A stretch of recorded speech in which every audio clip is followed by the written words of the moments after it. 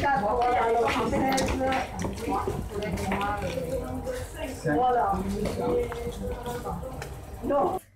de pomme, 1 litre. Rescapé. Un concombre. Et 2 kilos de tomates.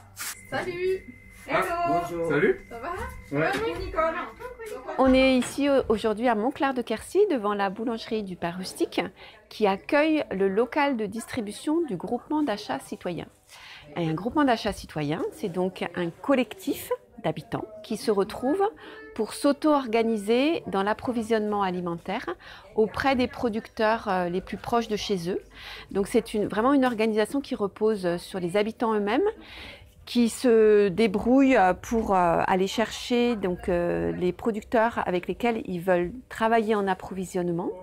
Et donc il y a toute une organisation qui se met en place, à la fois de commandes avec un outil en ligne et aussi de centralisation des denrées, donc où les mangeurs font leur part, les producteurs font leur part. Et du coup ici à la boulangerie, donc il y a une mise à disposition d'un local à côté du fournil pour pouvoir faire venir tous les mangeurs à la distribution un jour fixe, une fois par semaine, en l'occurrence le jeudi soir. Et donc chacun, tour à tour, vient récupérer ses produits. Il faut savoir que ça repose sur du bénévolat des habitants, puisqu'il faut impérativement des gens qui s'occupent de tenir les permanences de distribution, tenir le local propre, le ranger, tenir la caisse. Il faut aussi des référents produits, et donc des référents producteurs, qui sont l'interlocuteur unique du producteur sur un produit donné. Et donc ça demande beaucoup de temps, beaucoup d'énergie, mais la contrepartie, c'est que c'est une véritable aventure humaine. Et donc on va procéder à quelques interviews de personnes qui vont nous donner leur ressenti, qui ont vécu cette aventure et qui vont pouvoir nous dire ce qu'elles en retiennent. Au départ, on n'était pas partant pour faire des marchés, peut-être un peu trop intimidés aussi, je pense. Donc on est parti sur des paniers, on a essayé d'informer tous nos voisins, tous nos amis qu'on se lançait.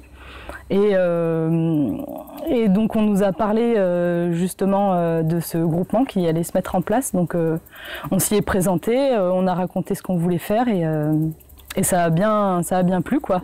Je pense que c'était adapté à ce qu'ils recherchaient. J'avais l'envie de manger des produits locaux, de saison, de faire travailler des producteurs, des productrices qui habitent à côté de nous, et aussi l'envie de se simplifier un peu la logistique, donc de pouvoir en un lieu récupérer différents produits, du pain, des légumes, du fromage. Et finalement, dans un deuxième temps, l'envie de continuer parce qu'on rencontre des gens chouettes, on s'intègre dans notre territoire, on y vit. C'était aussi un rêve de pouvoir participer à ce genre d'effervescence locale, quoi, où en fait on avait déjà pu observer quelques fonctionnements de ce genre sur d'autres communes. Donc en fait c'était quelque chose qui nous portait, quoi. Enfin, on avait envie de pouvoir participer comme ça intelligemment à un groupement de ce genre. Donc l'objectif il est vraiment atteint parce qu'on a un groupement d'achat avec beaucoup de choses, même peut-être plus que ce qu'on pensait. Maintenant on fait nos petits cadeaux de Noël, une partie de notre épicerie, enfin des petites choses comme ça, et des grosses choses aussi parce que finalement nous on prend pas mal de produits. Et par contre, ce qu'on attendait, mais qui nous a vraiment surpris, c'est le côté social. Enfin, le côté, on va voir les copains, on va pas seulement à la distri. Une des premières problématiques qu'on peut observer sur le groupement d'achat, c'est comment répondre aux besoins et à la demande des consommateurs. Donc nous, on a essayé de s'adapter à ça, d'essayer de fournir un peu plus, de produire un peu plus pour pouvoir répondre. Et on se rend compte qu'aujourd'hui, c'est encore d'actualité. On se rend compte qu'en faisant rentrer d'autres maraîchers, il y a peut-être des déséquilibres qui peuvent se créer pour certains. Donc je pense qu'il y a toujours à discuter, à pouvoir mettre sur la table, à pouvoir un peu continuer à débattre, à se réunir autour d'une table pour régler ce genre de problème. Ça prend un peu de temps, mais que finalement, c'est un temps de plaisir aussi. C'est loin d'être une corvée, c'est un temps de vie, c'est un moment... Enfin, moi, je fais avec plaisir une distribution quand j'ai l'occasion, et quand j'ai pas l'occasion, tant pis, je passe un peu plus vite, je fais un coucou.